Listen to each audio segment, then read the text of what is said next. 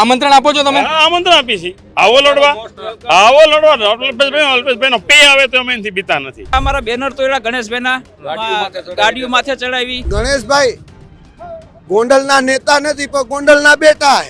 તો વાતાવરણ બગાડવાનું રહેવા દ્યો. તમે જ્યાં સૌ ત્યાં તમારું રાજકારણ કરો. અમારે કાંઈ સમસ્યા નથી. જેથી કરીને તમે તમારું જ્યાં આકો છો ત્યાં આકો. આ તાલુકામાં શાંતિથી રહેવા દ્યો. એમને એમ કીધેલું હતું કે તમે અહીંયા આવો અને અહીંની પ્રજાનું તમે એટલું બધું ઓલું કરતા હોય તો તમે આવીને જોવો, અહીંના રોડ રસ્તા જોવો અને તમે આવો એમ.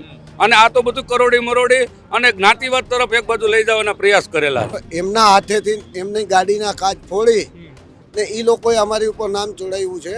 મારી પાસે કઈ છે નહીં, ભાડે મકાન લ્યો અહીંયા ને પછી ચૂંટણી લડવા આવો.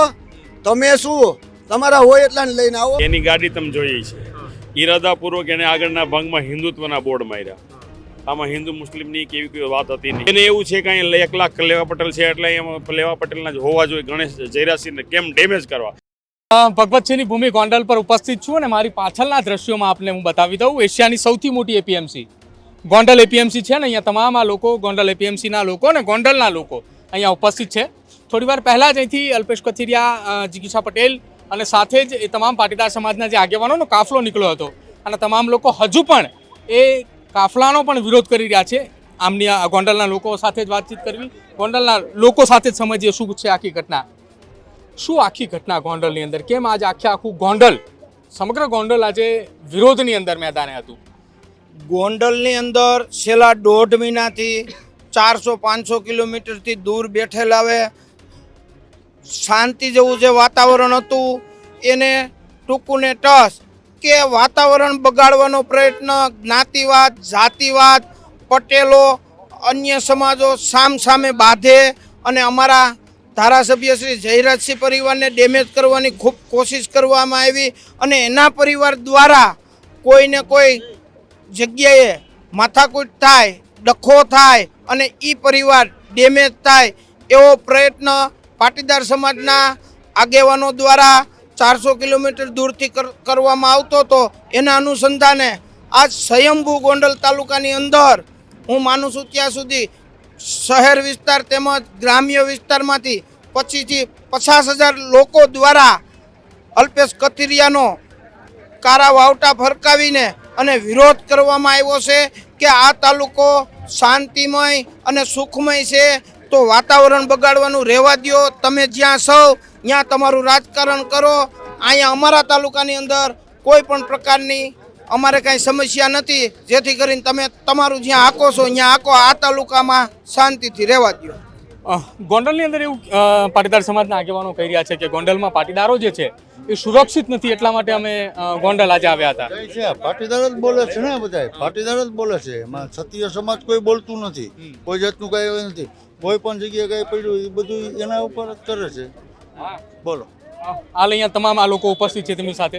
વડીલ, આજે ગોંડલની અંદર કેમ આખું ગોંડલ વિરોધની અંદર? અને એવું કહેવામાં આવતું હતું કે આજે ગોંડલની અંદર સ્વાગતની તૈયારી કરવામાં આવતી હતી, પરંતુ ગોંડલની અંદર પાટીદાર સમાજના કેટલાક લોકોએ સ્વાગત કર્યું તો કેટલાક લોકોએ કાળા વાવટા સાથે વિરોધ પણ કર્યો. સ્વાગત કેટલા લોકોએ કર્યું? સ્વાગત ગોંડલ શહેરના 7 થી 8 કોંગ્રેસના કાર્યકરોએ કર્યું. માત્ર કોંગ્રેસના કાર્યકરો. અહીંને કોઈ પણ એનજીઓ, કોઈ પણ સંસ્થા, કોઈ પણ સમાજ, કોઈ પણ સમાજના પ્રમુખ કોઈ જોડાણું નથી એમની સાથે. એનું કારણ બીજું કંઈ નથી. અલ્પેશ કથિરિયા કાંઈ એટલો મોટો નેતા નથી કે અમે એનાથી ડરીએ છીએ, પણ ગોંડલની શાંતિ ડહોળવા માટે અહીંયા આવતો હતો, એટલા માટે એમને વિરોધ કરતા હતા. ગણેશભાઈ એને એવું કીધું કે ભાઈ એવું તમે વારંવાર બોલો છો, જાતિવાદી વિચારધારા તમે ધરાવો છો કે ભાઈ અહીં પટેલ જાજા છે તો પટેલ ધારાસભ્ય હોવા જોઈએ એવી વિચારધારા સાથે તમે હાલો છો, તો તમે એકવાર લડવા આવો ને. ગણેશભાઈએ સુલતાનપુરમાં એવું કીધું કે તમે અહીં આવી જાઓ લડવા. તો એનો મતલબ એને મરોડીને એવું કીધું કે ભાઈ હું ન જઈ શકું. એટલે ભાઈ અમે ક્યાં કહી છીએ કે ગોંડલમાં કે દરવાજા છે? એટલે ગોંડલના લોકો એવું કહી રહ્યા છે કે તમે ભાઈ ચૂંટણી લડવા, તમારે લડવું હોય તમે આવી જાવ. આમંત્રણ આપો છો તમે? આમંત્રણ આપી છે. આવો લડવા અલ્પેશભાઈનો પે આવે તો અમે એનાથી બીતા નથી. અચ્છા, ગોંડલની અંદર ગ્રામ પંચાયત, નગરપાલિકા હોય, પછી ધારાસભ્યની ચૂંટણી હોય કે કોઈ પણ ચૂંટણી હોય, તમામ માટે આમંત્રણ આપો છો આપ એમને ચૂંટણી લડવા? તમામ માટે. નગરપાલિકાની 2026 થી ચાલુ થાય. હમણાં પહેલા નગરપાલિકા, તાલુકા પંચાયત, જિલ્લા પંચાયત આવશે, ત્યાંથી જ અમે એનું સ્વાગત કરીએ છીએ. બરાબર છે. આગળ 2027માં વિધાનસભા આવશે ત્યારે પણ મોસ્ટ વેલકમ છે. અને એને ચૂંટણી લડવા માટે આમંત્રણ આપેલું હતું, નહીં કે ગોંડલમાં આવવા માટે. બરાબર, ગોંડલમાં સ્વાભાવિક ગોંડલ બધાનું છે, ગોંડલમાં બધા આવી જઈ શકે છે. એમને એમ કીધેલું હતું કે તમે અહીંયા આવો અને અહીંની પ્રજાનું તમે એટલું બધું ઓલું કરતા હોય તો તમે આવીને જોવો, અહીંના રોડ રસ્તા જોવો અને તમે આવો એમ.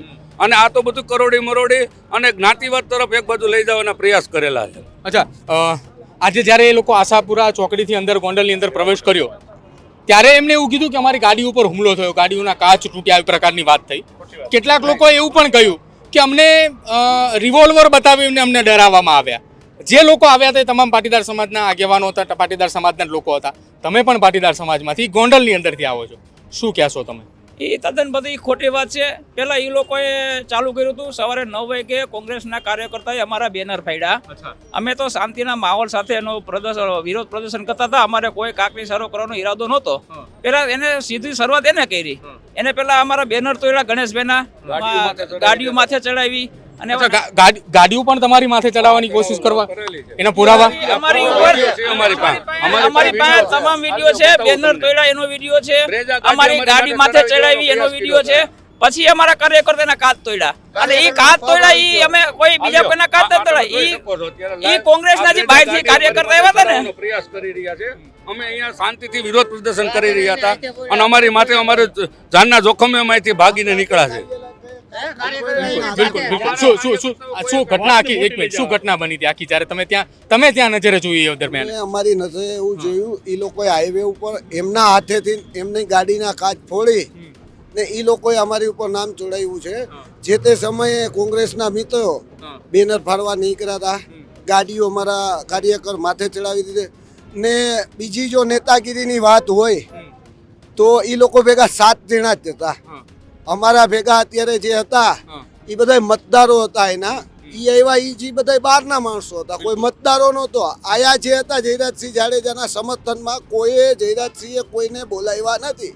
એની સ્વેચ્છાએ સમર્થનમાં બધા આવી ને જયરાજસિંહ જાડેજાને ને ગણેશભાઈને ટેકો દીધો. ગણેશભાઈ ગોંડલના નેતા નથી પણ ગોંડલના બેટા છે.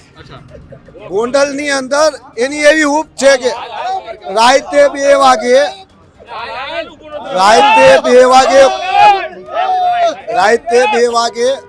કોઈ પણ હોય, લેવા પટેલ સમાજ હોય કે કોઈ પણ અન્ય સમાજ હોય, 18 વર્ષના રાતે 2 વાગે ગણેશભાઈ કામ કરે છે. તો એ 250 કિલોમીટરથી કોઈને મરચા લાગે તો એ અમારો કોઈ દોષ નથી. અમારા જે નેતા છે એ છે ને કોઈ પણને ચૂંટણી લડવાનો અહીંયા શોખ હોય તો તમે પેલા તમારી પાસે કઈ છે નહીં, ભાડે મકાન લ્યો અહીંયા ને પછી ચૂંટણી લડવા આવો.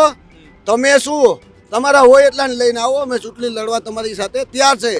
ને અગાવે લડેલી છે. આ 30 વર્ષ ત્યાં શાસન કરી છે, 2 દી ત્યાં નથી અહીંયા. ગોંડલની અંદર હવે પોલિટિકલ જંગે એલાન થઈ ચૂક્યું છે. ગોંડલના લોકો આમંત્રણ આપી રહ્યા છે પાટીદાર સમાજના એ આગેવાનોને કે જે આજે ગોંડલની મુલાકાતે આવ્યા હતા કે 2026માં ચૂંટણી આવે છે, 27માં પણ આવે છે અને આગામી આવતી તમામ ચૂંટણી તમે લડી શકો છો.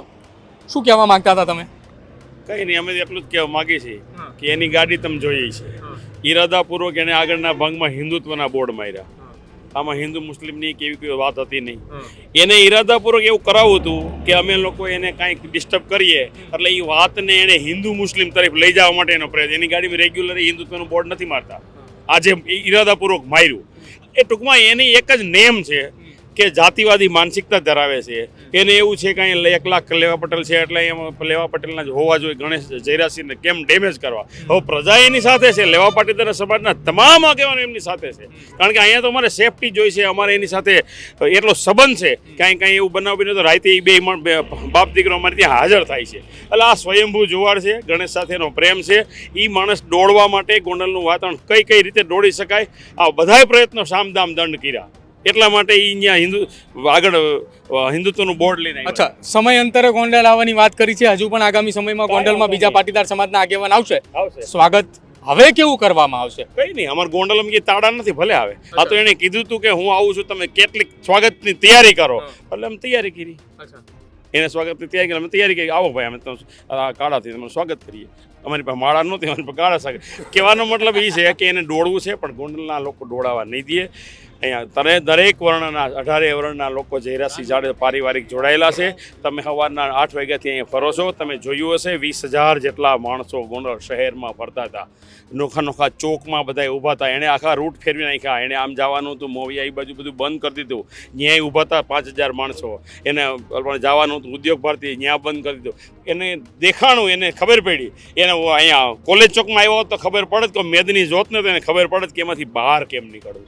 અને તમે બધા એ જોયું જ છે. એટલે વિશેષ કાંઈ નહીં. તમે પત્રકાર મિત્રો તમે બધી યોગ્ય ફરજ નિભાવજો અને જે સત્ય છે એ સત્ય રજૂ કરશો એ તમારી અપેક્ષા. ભારત માતા કી જય, વંદે માતરમ. બિલકુલ. તો ગોંડલના લોકો છે એપીએમસી માર્કેટની બહાર આ તમામ લોકો ઉપસ્થિત હતા જેમની સાથે આપણે વાતચીત કરી.